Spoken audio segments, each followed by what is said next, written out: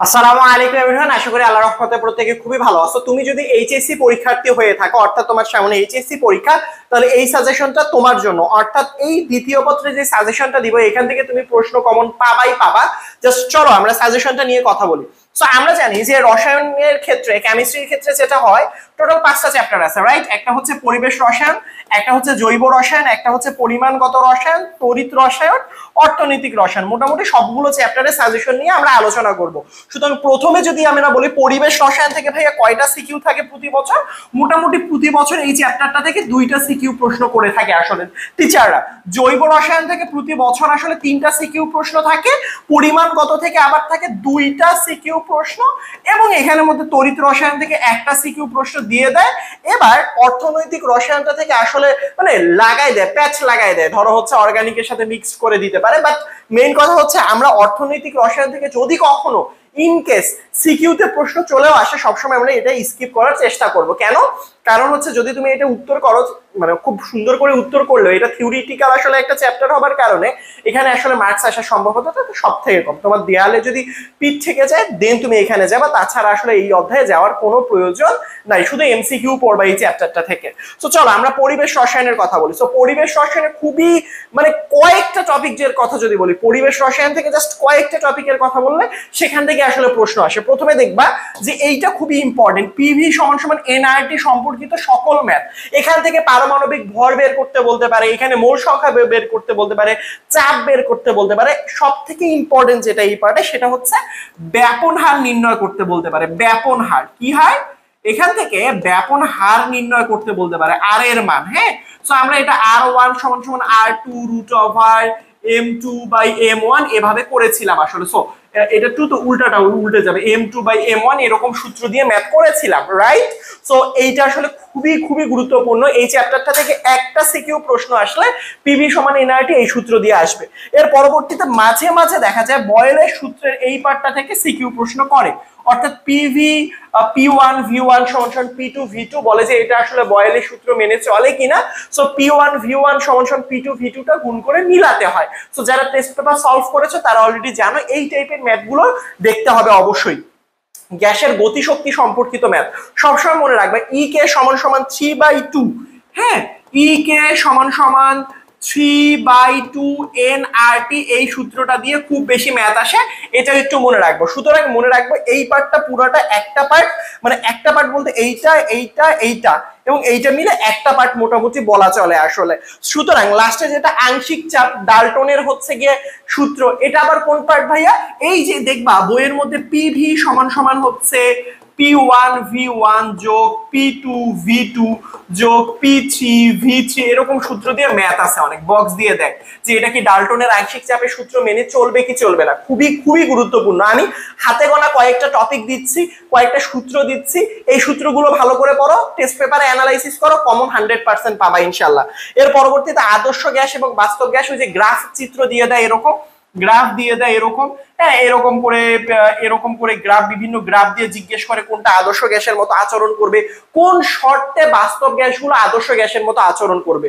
খুবই খুবই খুবই গুরুত্বপূর্ণ। এখানে আরেকটা পার্ট আসে, সেটা হচ্ছে জেড সমান সমান হচ্ছে পিভি বাই এনআরটি, এই সূত্রটা দিয়েও ব্যাপক পরিমাণ ম্যাথ আসে যে জেড এর মান যদি আমার 1 হয় তাহলে সেটা আসলে আদর্শ গ্যাস, জেড এর মান যদি 1 এর থেকে ছোট অথবা বড় হয় সেই ক্ষেত্রে বাস্তব গ্যাস। সো এই টাইপের ম্যাথগুলো সলিউশন করে ফেলতে হবে।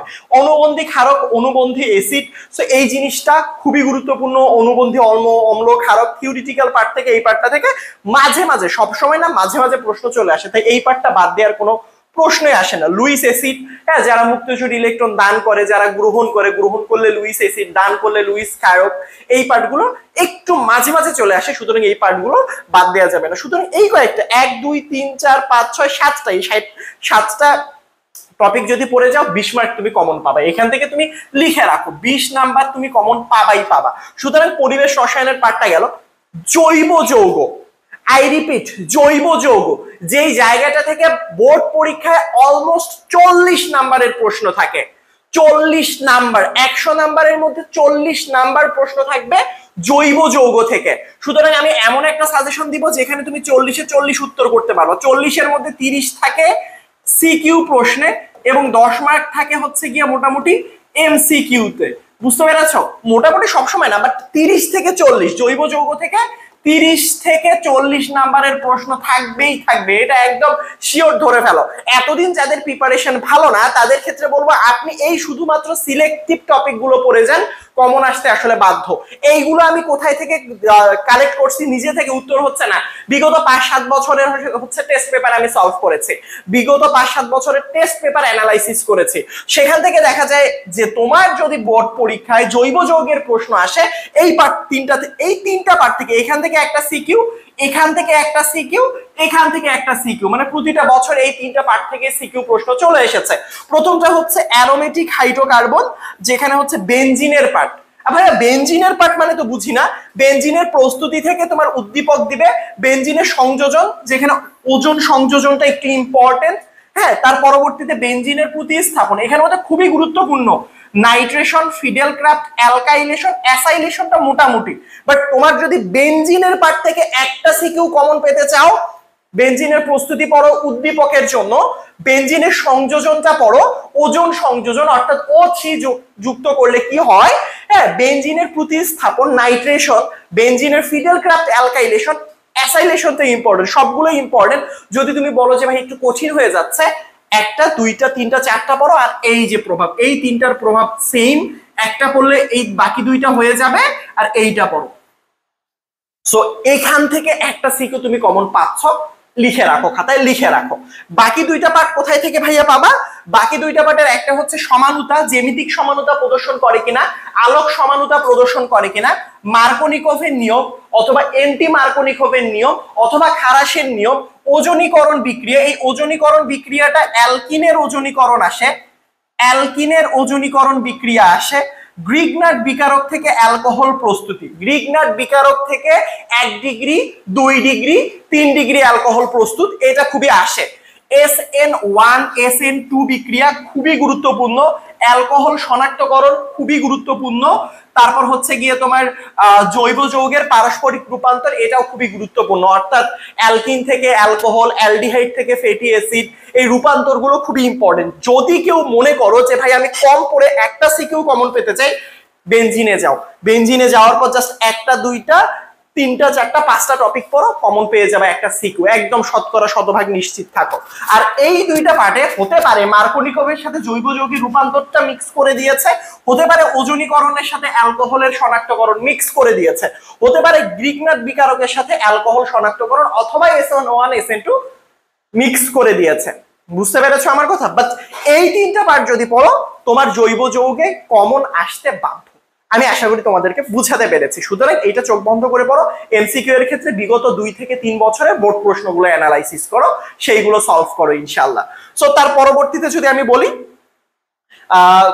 সেটা হচ্ছে গিয়ে তোমার পরিমাণগত রসায়ন। পরিমাণগত রসায়নে মনে রাখবা মোটামুটি প্রতি বছরে 2টা সিকিউ প্রশ্ন চলে আসে, অর্থাৎ 2টা সিকিউ মানে হচ্ছে 20 নাম্বার প্রশ্ন। যেহেতু সিকিউ টোটাল 80 মার্কসের প্রশ্ন থাকবে, আই রিপিট 80 মার্কসের প্রশ্ন থাকবে, মানে 80-র মধ্যে তোমাকে 50-এর উত্তর করতে হবে, 8টা সিকিউ এর মধ্যে তোমাকে 50-এর উত্তর করতে হবে, এই 80-র মধ্যে 20 নাম্বার থাকবে এই চ্যাপ্টার থেকে। তাহলে এখানের কয়েকটা পার্ট আছে, সেটা হচ্ছে ভালো করে মনে রাখবা বিভিন্ন এককে মোলারিটি, পিপিএম, পিপিবি, এই পার্টটা থেকে একটা সিকিউ মোটামুটি বলা চলে আসে, পিপিএম, পিপিবি, হ্যাঁ।